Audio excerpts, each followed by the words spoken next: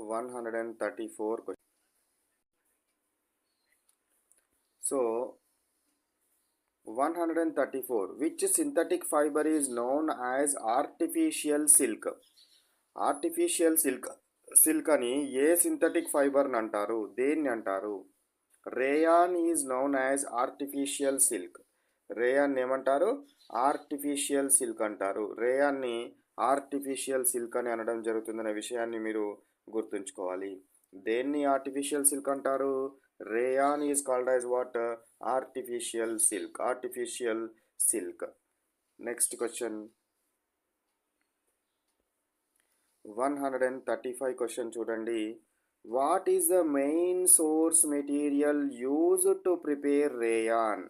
మరి రేయాన్ని తయారు చేయడానికి ఏ మెటీరియల్ని, దేన్ని మనము ఎక్కువగా యూజ్ చేయడం జరుగుతుంది అంటే రా మెటీరియల్స్ ఏంటివి?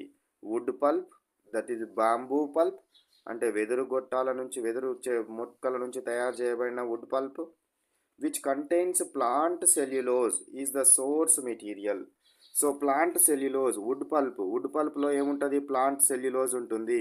ఆ ప్లాంట్ సెల్యులోజ్ అనేది రేయాన్ తయారు చేయడానికి కావాల్సిన మెయిన్ సోర్స్ మెటీరియల్. ఎక్కడి నుంచి వస్తుంది అంటే బాంబూ పల్ప్. బాంబూ చెట్లు ఉంటాయి కదా, సో వెదురు చెట్లు ఉంటాయి కదా, ఎలిత బొంగులు అంటాం కదా, వాటి నుంచి తయారు చేయబడిన వుడ్ పల్ప్ని మనం రేయాన్ తయారీ కోసం ఉపయోగిస్తాము. 136 question. So 136 question. Why is rayon called a regenerated cellulose fiber? Rayon ఎందుకు రీజనరేటెడ్ సెల్యులోజ్ ఫైబర్ అంటారు? రీజనరేటెడ్ సెల్యులోజ్ ఫైబర్ అని ఎందుకు అంటారు?